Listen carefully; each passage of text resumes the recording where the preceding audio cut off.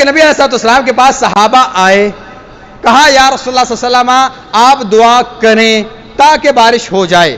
اس سے پتہ چلتا ہے کہ کسی نیک آدمی سے دعا کروائی جا سکتی ہے. اچھا, نیک کا کرائیٹیریا کیا ہے؟ ہمارے معاشرے میں نیک کا کرائیٹیریا یہ ہے, یہ ہمارا ایک ذہن بن چکا ہے, ہمارا مزاج بن چکا ہے کہ ہم نے نیک آدمی کو تلاش کرنا ہے اس سے دعا کروانے کے لیے, جبکہ شریعت کا مزاج یہ نہیں ہے. آپ قرآن و حدیث کا مطالعہ کریں, دین آپ کو جگہ جگہ پہ کہتا ہے کہ آپ خود اس طرح کے بنیں کہ آپ ہاتھ اٹھائیں اور دعا قبول ہو جائے. بھائی جان, آپ نے نیک آدمی تلاش کرنے میں بھی غلطی کی. وہ نیک آدمی بعض دفعہ آپ کے ساتھ والے کمرے میں کھانستا ہوا آپ کا باپ ہوتا ہے, تو کہیں نا ابا جی ذرا ہاتھ اٹھائے, میں پیچھے آمین کہتا ہوں, تو دیکھیں دعائیں قبول ہوتی ہیں کہ نہیں. وسیلہ گھر بیٹھا ہوا بھائی, والدہ پاس بیٹھی ہے, دعا کروائیں اس سے, نیک آدمی ہے.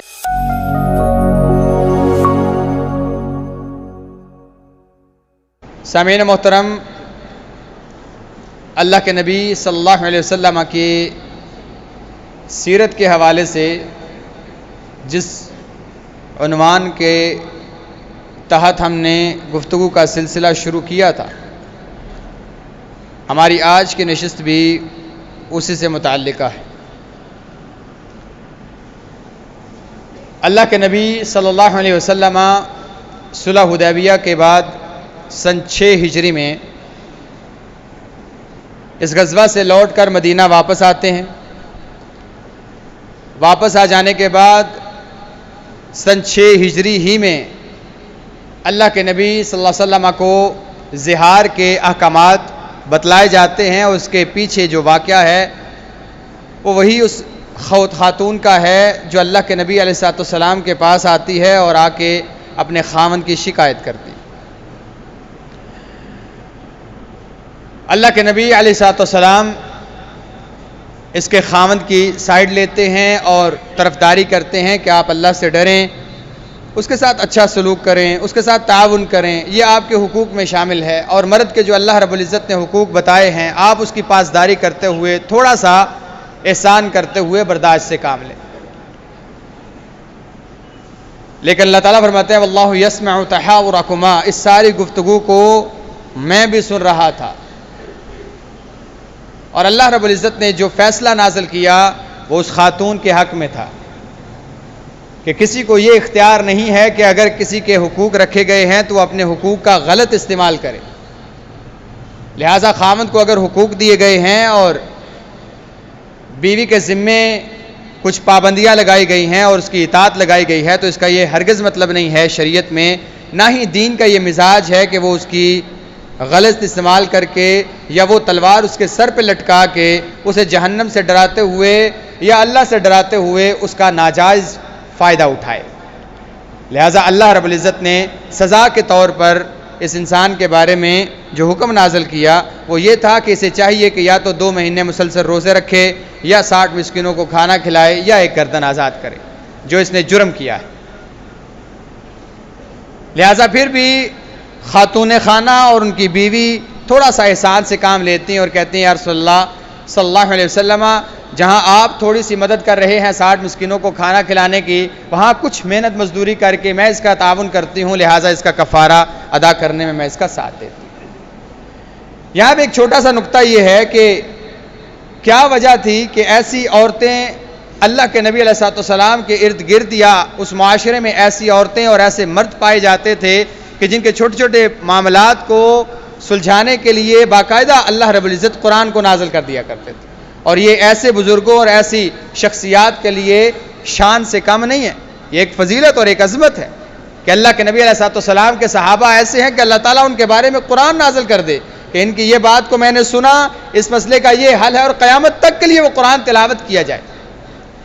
میں نے جب اس واقعے کو پڑھا تو مجھے ایک بات سمجھ آئی, جہاں ان عورتوں کا ایمان مضبوط تھا وہاں پہ خولا خود بتاتی ہیں کہ جب یہ معاملہ ہوا وہ میرے ساتھ یہ زہار کا معاملہ کر کے اور مجھے اپنے اوپر حرام کر کے نکل گئے, غصہ ٹھنڈا ہوا, واپس آئے, واپس آ کے اپنی خواہش کو پورا کرنا چاہا تو میں نے انہیں روک دیا.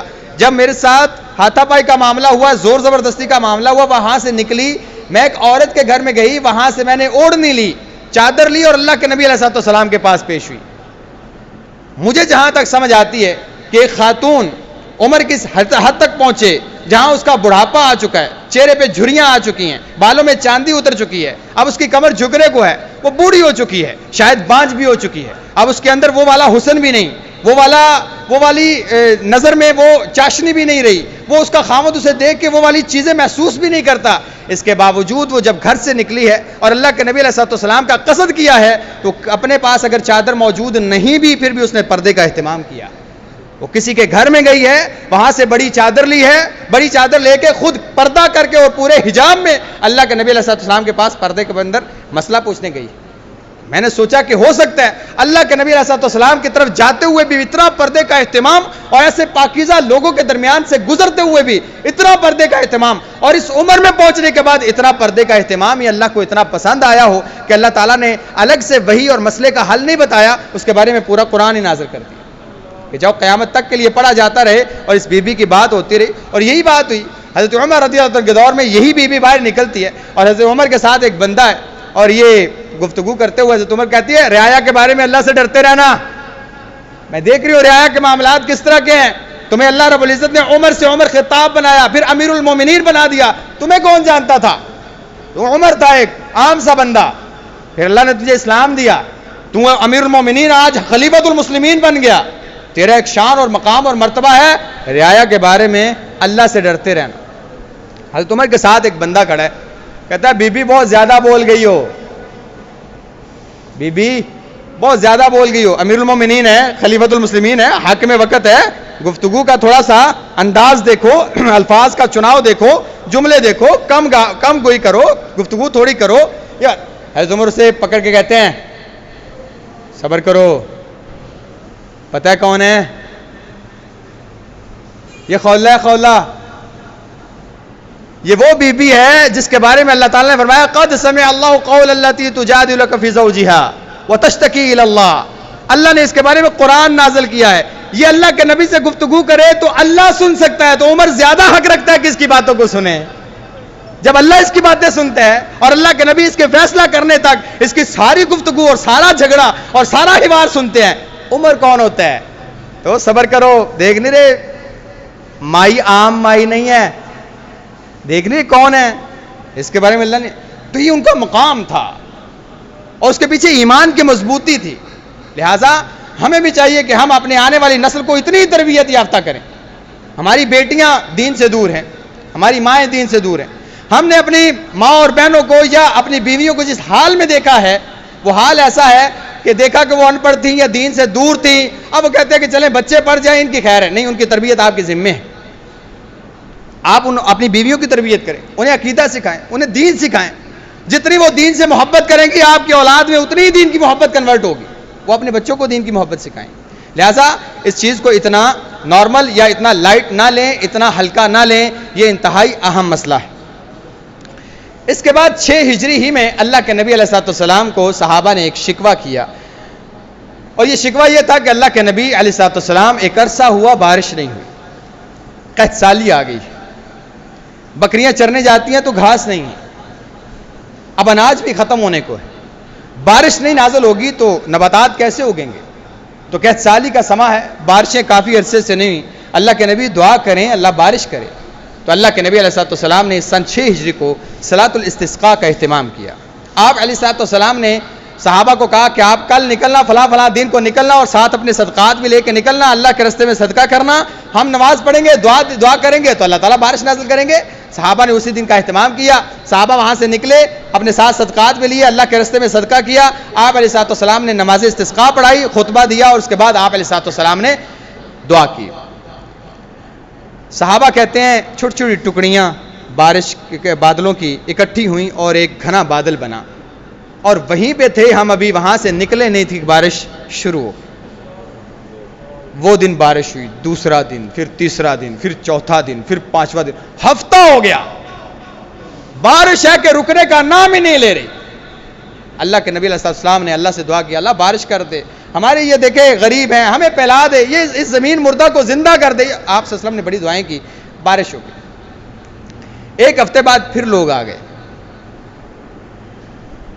کہا یا رسول اللہ ہلک الاموال، یا رسول اللہ ہلاک ہو گئے، رستوں پہ پانی کھڑا ہوا گوڈے گوڈے، گزرنے کی جگہ نہیں، بکریاں چرانے باہر کہاں جائے، پانی پانی ہر طرف، بارش ہی بارش، رکنے کا نام نہیں لے رہی، گھر منہدم ہو رہے ہیں، کچے مکان ہیں گر رہے ہیں. یا رسول اللہ دعا کریں کہ اللہ تعالیٰ آپ اس کو وادیوں پر اور یہاں دور دور ہم سے ذرا یہ. اللہ کے نبی علیہ السلام یہ بات سن کے مسکرا پڑے، اور صحابہ کہتے ہیں آپ صلی اللہ علیہ وسلم اتنا مسکرائے، اتنا ہنسے کہ آپ کی داڑھیں نظر آنے لگی. اور آپ نے فرمایا انسان کتنا جلد باز ہے، یعنی ہر بات پہ، سردی ہے تو کہتا ہے جی بہت ٹھنڈ ہے، پھر دھوپ نکلے، گرمی میں دھوپ نکلا کہتے ہیں جی بہت گرمی ہے، بادل شادل ہوں، بارش آ جائے تو کہتا ہے جی بارش رک نہیں رہی، اگر ہو نہ تو کہتا ہے قید سالی ہے. کتنا جلد باز انسان ہے. لہٰذا اللہ کے نبی علیہ السلام مسکرائے، آپ نے دعا کی یا رسول اللہ، یا اللہ اس بارش کو ہمارے سے ہٹا کے وادیوں پہ اور دور دراز کے علاقوں پہ ان کو سیراب کر دے. لہٰذا صحابہ کہتے ہیں اللہ کے نبی علیہ السلام نے ابھی ہاتھ نیچے نہیں کیے تھے کہ بادل وہاں سے کھسک گئے. ہم نے دیکھا کہ ارد گرد پر بارشیں ہو رہی ہیں لیکن مدینہ میں ایک قطرہ بھی بارش نہیں برس رہی تھی. یہ بھی 6 ہجری ہی میں اللہ کے نبی علیہ السلام کو جب صحابہ نے دعا کا کہا. یہاں میں ایک بات ہے جو بڑی معروف اور علماء سے آپ سنتے رہتے ہیں، جو وسیلے کا معاملہ ہے. اللہ کے نبی علیہ السلام کے پاس صحابہ آئے، کہا یا رسول اللہ صلی اللہ علیہ وسلم آپ دعا کریں تاکہ بارش ہو جائے. اس سے پتہ چلتا ہے کہ کسی نیک آدمی سے دعا کروائی جا سکتی ہے اور یہ جائز وسیلہ ہے، کسی نیک انسان سے، بشرطے کہ وہ نیک ہو، بشرطے کہ وہ نیک ہو. اچھا نیک کا کرائیٹیریا کیا ہے؟ ہمارے معاشرے میں نیک کا کرائیٹیریا یہ ہے، یہ ہمارا ایک ذہن بن چکا ہے، ہمارا مزاج بن چکا ہے کہ ہم نے نیک آدمی کو تلاش کرنا ہے اس سے دعا کروانے کے لیے، جبکہ شریعت کا مزاج یہ نہیں ہے. شریعت کا مزاج یہ ہے کہ آپ نیک بنیں. وہ نیک آدمی بعض دفعہ آپ کے ساتھ والے کمرے میں کھانستا ہوا آپ کا باپ ہوتا ہے، تو کہیں نا ابا جی ذرا ہاتھ اٹھائے میں پیچھے آمین کہتا ہوں، تو دیکھیں دعائیں قبول ہوتی ہیں کہ نہیں ہوتی. ہم بھاگتے ہیں یہاں سے سیمن شریف تک، معذرت کے ساتھ کسی دربار کا نام نہیں لے رہے، ویسے دور دراز کے سفر کرتے ہیں، وہاں جا کے دعا کرواتے ہیں، حضرت صاحب دعا کریں میرا یہ معاملہ ہے، اور ساتھ بیٹھا ہوا باپ اسے دوائی تک نہیں لے کے دیتے. یہ کون سی نیکی ہے؟ یہ کون سی دعا کروانا جا رہے ہیں آپ؟ وسیلہ گھر بیٹھا ہوا بھائی، والدہ پاس بیٹھی ہے، دعا کروائیں اس سے، نیک آدمی ہے. بعض دفعہ آپ کی مسجد کا امام وہ ایک نیک انسان ہوتا ہے، اس نے کبھی تہجد نہیں چھوڑی ہوتی، اسی کا سائیں کہیں میرے لیے دعا کرے میں پیچھے آمین کہتا ہوں، لیکن اسے تو کوئی نیک سمجھتے نہیں. امام اور خطیب ہمارے معاشرے میں نیک لوگ نہیں ہوتے، ہاں جی اللہ ماشاء اللہ کچھ لوگوں کی ذہنیت کا، لیکن ہمارے ہاں معاشرے میں امام اور خطیب کو نیک نہیں سمجھا جاتا. اگر نیک سمجھا جاتا ہو تو لوگ اس طرح نہ کریں جو ان کے ساتھ کیا جاتا ہے. ان کو ایک رسمی طور پر دین کا ٹھیکیدار سمجھ کے بس وہ دین کی وجہ سے تھوڑا سا انہیں پروٹوکول دیا جاتا ہے، ادروائز اس وجہ سے کہ وہ نیک ہے. اگر وہ نیک سمجھتے آپ تو پھر پیروں کی تلاش کی ضرورت نہیں ہے. ہر محلے میں ایسے کئی پیر ہیں جو 5 وقت کبھی تکبیر اولیٰ مس نہیں کرتے. وہ تکبیر اولیٰ سے پہلے مصلی پہ بیٹھے ہوتے ہیں کہ وقت ہوگا تو اللہ اکبر کروں گا. اور اللہ کے نبی علیہ السلام نے ارشاد فرمایا 40 دن تک جس انسان کی تکبیر اولیٰ مس نہیں ہوئی ایک بھی، جو انسان 40 دن تک تکبیر اولیٰ کے ساتھ نمازیں پڑھتا ہے 5 کی 5، اللہ اسے 2 چیزوں سے آزاد کر دیتے ہیں. نمبر 1 ایسا انسان کبھی منافق نہیں ہوتا، اللہ نفاق سے آزاد کر دیتے ہیں. نمبر 2 اللہ جہنم کی آگ سے آزاد کر دیتے ہیں. یہ انسان جو کئی سالوں سے تیری مسجد میں امام ہے، اس کی کئی سالوں سے تکبیر اولیٰ مس نہیں ہوئی، بتاؤ اس کا مقام کیا ہوگا؟ لیکن ہمارے نزدیک وہ امام ہے، نیک نہیں ہے، پیر نہیں ہوتا. لہذا جائز وسیلے کا انتخاب کیا جا سکتا ہے، اس میں نیک انسان سے دعا کروانا، جیسے کہ اللہ کے نبی علیہ السلام کے پاس صحابہ آیا کرتے تھے اور بارش کے لیے بھی اللہ کے نبی علیہ السلام سے دعا کروائی. اسی 6 ہجری کے اواخر میں اللہ کے نبی علیہ السلام نے، چونکہ صلح حدیبیہ ہوئی تھی، اب آپ کو پتہ چلے گا صلح حدیبیہ کے جو ثمرات تھے، جو نتائج تھے، یہ جو فتح عظیم کہا گیا اور فتح مبین کہا گیا اور اسے بہت بڑی فتح کنسیڈر کیا گیا، اس کی بیسک اور بنیادی وجہ کیا تھی؟ اللہ کے نبی علیہ السلام 10 سال کا معاہدہ کر کے آئے تھے کہ اب ہمارے درمیان جنگ نہیں ہوگی، ہم ایک دوسرے کے خلاف جنگ کا حصہ بھی نہیں بنیں گے، لہٰذا کوئی ایک دوسرے کو جنگ کے خلاف اکسائے گا بھی نہیں، کوئی کسی کے راستے میں رکاوٹ نہیں بنے گا. لہٰذا اللہ کے نبی علیہ السلام نے اب مدینے میں آ کے اسی 6 ہجری کے اواخر میں تمام کے تمام دنیا کے امراء کو خطوط لکھے اور دین کی دعوت دی. اچھا، اب خط لکھنے کے لیے کوئی بھی امیر، کوئی بھی حاکم خط اس وقت تک نہیں پڑھتا تھا جب تک اس خط کے اوپر بھیجنے والے کی مہر نہیں ہوتی تھی۔ اب اللہ کے نبی علیہ السلام نے ایک انگوٹھی بنائی جسے مہر نبوت کہتے ہیں، اس کے اوپر محمد رسول اللہ لکھا ہوا تھا، لیکن اس سے پہلے انگوٹھی کی کہانی کچھ اور ہے۔ اللہ کے نبی علیہ السلام نے سونے کی انگوٹھی بنوائی زیب و زینت کے لیے، پہننے کے لیے۔ آپ نے وہ انگوٹھی پہنی، تمام صحابہ نے سونے کی انگوٹھیاں پہن لی۔ ٹھیک 3 دن بعد اللہ نے حکم دیا کہ سونا حرام ہے۔ اللہ کے نبی علیہ السلام منبر پر چڑھے، فرمایا آج کے بعد میں سونے کی انگوٹھی نہیں پہنوں گا کیونکہ یہ حرام کر دی گئی۔ تمام صحابہ نے انگوٹھیاں اتار کے پھینک دی۔ آپ اتباع دیکھنا، اللہ کے نبی علیہ السلام کو دیکھا، فوراً کر لیا اتباع۔ اس کے بعد صحابہ کہتے ہیں اللہ کے نبی علیہ السلام نے ایک چاندی کی انگوٹھی بنوائی، اس کے اوپر اپنا نام کندہ کروایا، محمد صلی اللہ علیہ وسلم۔ آپ نے وہ پہن لی۔ تمام صحابہ نے انگوٹھیاں بنوائیں چاندی کی اور اس کے اوپر محمد لکھوا لیا اور پہن لی۔ اللہ کے نبی علیہ السلام نے محسوس کیا یہ تو مشابہ ہو گیا، سب نے محمد محمد کا نام کی پہنی ہوئی ہے۔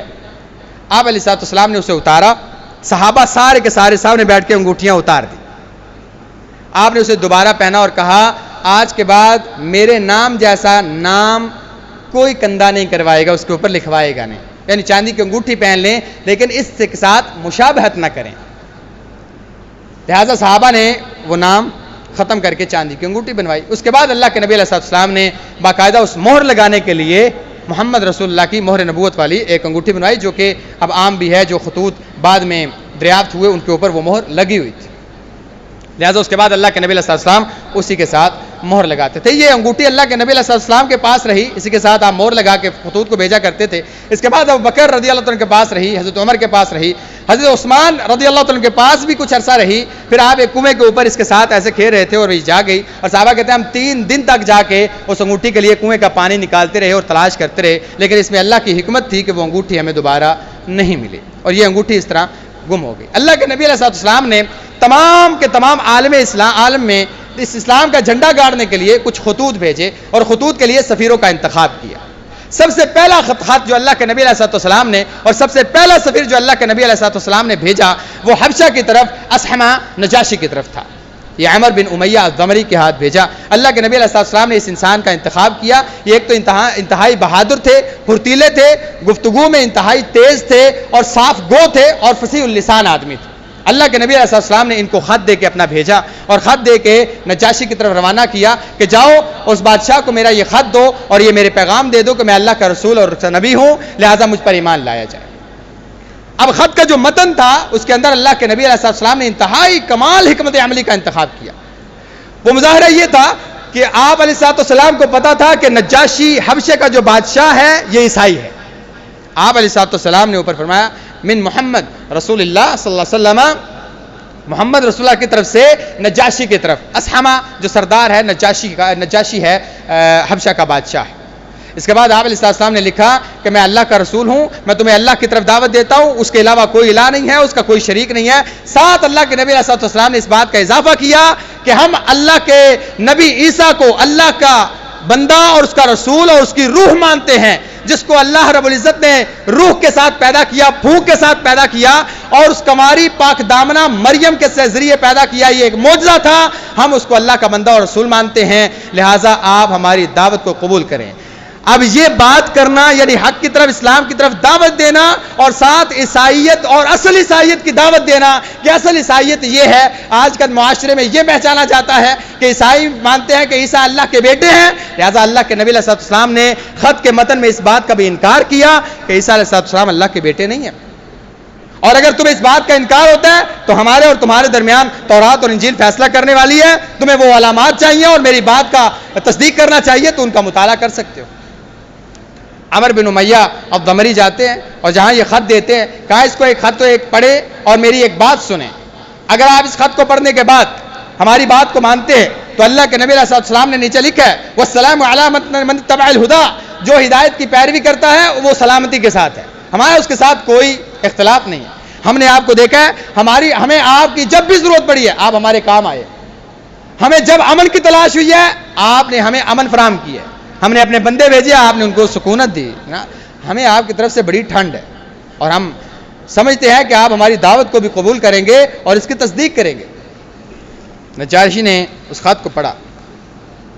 عمر بن امیہ کہتے ہیں ایک بات اور یاد رکھیں حضرت صاحب، اگر آپ نے ہماری بات کی خلاف ورزی کی، یعنی اللہ کے نبی علیہ السلام کی اس بات کو نہ مانا اور آپ کو رسول ماننے سے انکار کر دیا، تو آپ کی یہ مخالفت اسی طرح سمجھی جائے گی یا وہی سمجھا جائے گا جو یہودی مریم کے بارے میں کہتے ہیں۔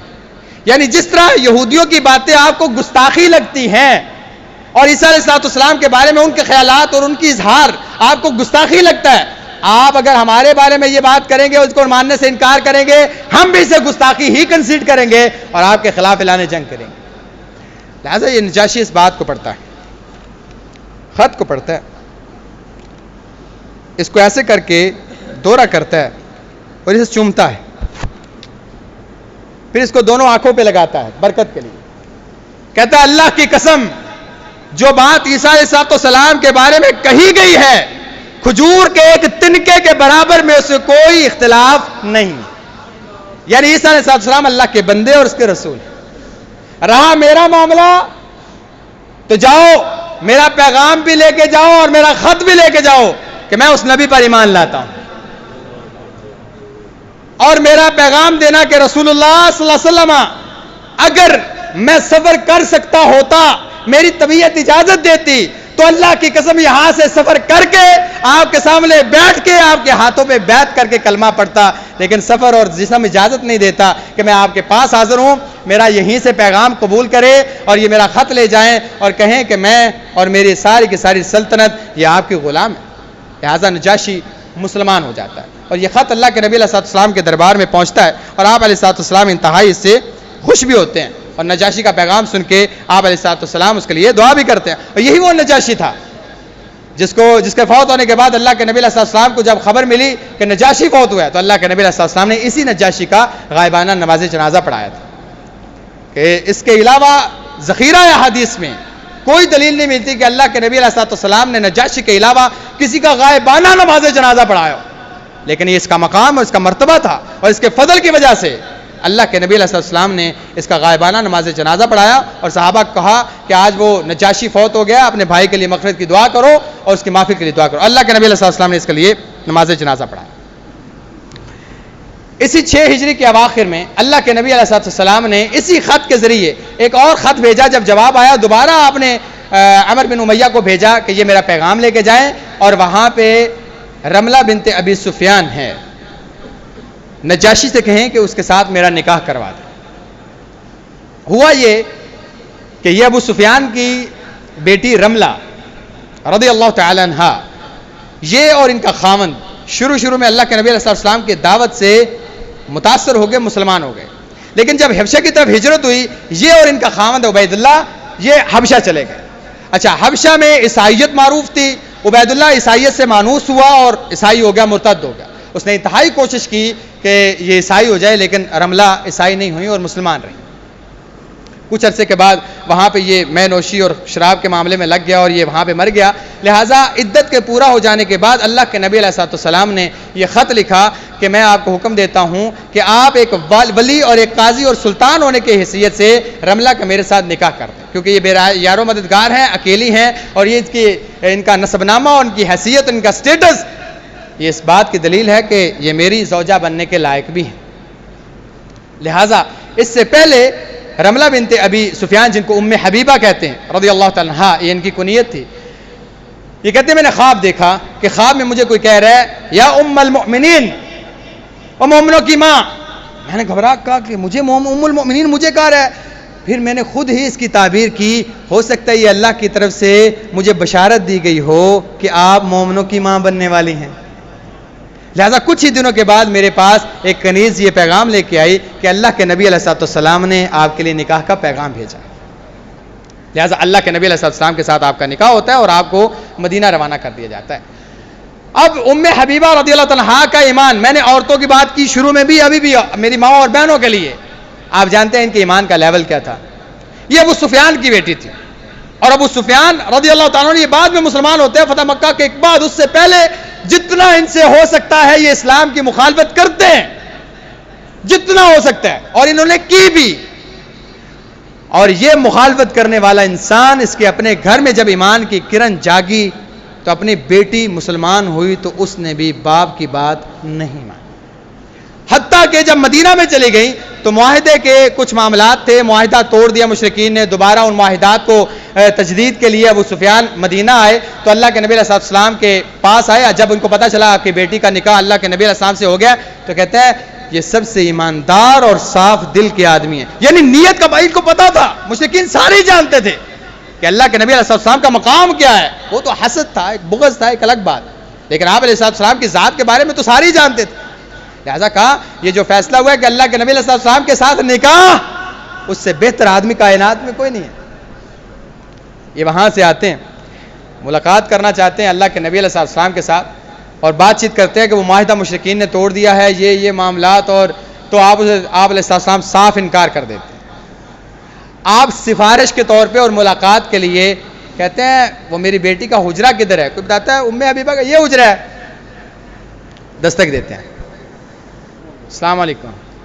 دیکھتی ہیں باپ سامنے کھڑا ہے، مکہ کو سفر کر کے اتنے دنوں کا مدینے آیا اور ایک عرصے کے بعد باپ کو دیکھا ہے. کہا جی کیا میں ملنا چاہتا ہوں، اندر نہیں بلائیں گی؟ تھوڑا سوچتی آ جائیں. اندر آتے ہیں، کہتے ٹھہر ذرا. بستر سمیٹتے ہیں، بستر سمیٹ کے سائڈ پہ رکھتے ہیں. کہا اب بیٹھ جائیں. یہ بڑے تعجب سے پوچھتے ہیں بیٹا ایک بات بتائیں، نیچے کچی جگہ ہے اور میں مکے کا سردار آدمی ہوں کہ جہاں میں جاتا ہوں لوگ مسند سے اٹھ جاتے ہیں اور اپنی جگہ پر مجھے بٹھاتے ہیں، تو یہاں پہ ایک بستر ہے وہ بھی کھجور کا بنا ہوا، وہ بھی اٹھا دیا ہے. دو باتیں ہو سکتی ہیں، یا تو میں اس بستر کے قابل نہیں تھا یا یہ بستر میرے قابل نہیں ہے. اور شاید ابو سفیان یہی سوچ رہے تھے کہ بستر میرے قابل نہیں ہے، میں سردار اور اتنا سفر کر کے وہ بیٹی کے پاس آیا اور مجھے بیٹی تھوڑی نہ نیچے بٹھائے گی. ام حبیبہ کہتی ہیں رضی اللہ عنہا انت مشرک نجس، ابا جی آپ مشرک ہیں اور مشرک پلید ہوتا ہے اور میرے نبی کا بستر پاک ہے، لہٰذا آپ اس قابل نہیں کہ میرے نبی کے بستر پر بیٹھو، نیچے بیٹھو. کہاں سے لائیں ایسا ایمان؟ ایسی مائیں کہاں سے لے کے آئیں؟ کہاں سے لائیں ایسی بیٹیاں جو باپ کے سامنے کھڑا ہو کے کہیں کہ ابا جی یہ رنگ کا کالا انسان جسم کے اوپر کپڑے نہیں ہیں اور یہ مجھے اتنی خوبصورت اور حسب اور نسب والی عورت کا رشتہ مانگنے آیا ہے، آپ اس کو تو دیکھ رہے ہیں اور ساتھ میرے حسن و جمال کو دیکھتے ہوئے اور اپنا لیول اور سٹیٹس بھی دیکھ رہے ہیں، کہ آپ یہ نہیں دیکھتے کہ اس کو بھیجا کس نے ہے. اگر اللہ کے نبی کا انتخاب میرے لیے یہ کالا آدمی اور غریب ہے تو مجھے یہ قبول ہے. کہاں سے بیٹیاں ایسی لائیں؟ اللہ کی قسم ایسی بیٹیوں کے بطن میں وہ شیر تھا، وہ دودھ تھا جو خالصتاً اسلام کو ماننے والے اور اسلام پر جان دینے والی لوگ عورتیں تھیں. ہم خود بھی اسلام سے آری، خود بھی اسلام کے بھگوڑے، اور ہماری نسلیں بھی اسی طرح کی، اور آنے والی نسل پہلے سے بدتر ہوتی چلی جا رہی ہے، دین کا پتہ ہی کوئی نہیں. اور اتباع کا لیول یہ تھا، کہتی ہے اللہ کے نبی علیہ السلام سے جب سے سنا ہے، جب سے میں نے اللہ کے نبی سے سنا ہے کہ اللہ کے نبی نے فرمایا تھا 12 رکعتیں، صرف 12 رکعتیں 24 گھنٹوں میں جو انسان نفلی پڑھتا ہے اللہ ان کے بدلے میں جنت میں اس کا گھر بنا دیتے ہیں. 4 ظہر سے پہلے، 2 ظہر کے بعد، اور 2 مغرب کے بعد، 2 عشاء کے بعد، 2 فجر سے پہلے، یہ 12 رکعتیں.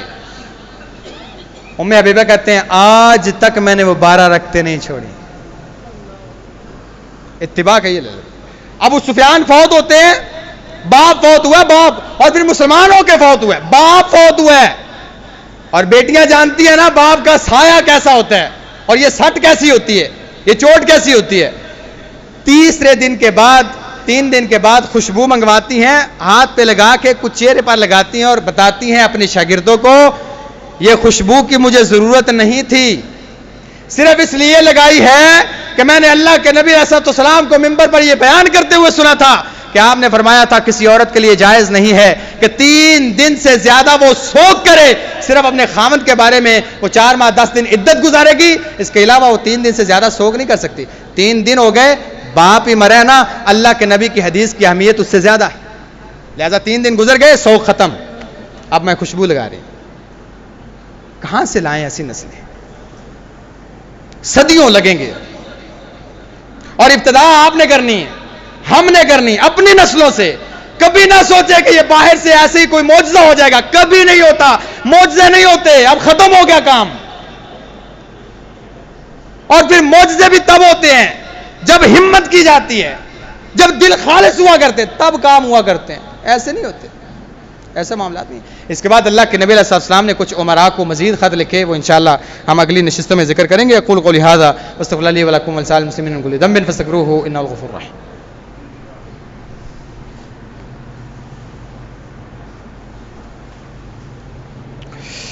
ان الحمد للہ نحمده ونستعینه ونستغفره ونؤمن به ونتوکل علیہ ونعوذ باللہ من شرور انفسنا ومن سیئات اعمالنا من يهده الله فلا مضل له ومن يضلله فلا هادي له اما بعد فان خير الحديث كتاب الله وخير الهدي هدي محمد صلى الله عليه وسلم وشر الامور محدثاتها وكل محدثة بدعة وكل بدعة ضلالة وكل ضلالة في النار اما بعد فاعوذ بالله من الشيطان الرجيم بسم الله الرحمن الرحيم وذكر فإن الذكرى تنفع المؤمنين سبحان ربك رب العزة عما يصفون وسلام على المرسلين والحمد لله رب العالمين۔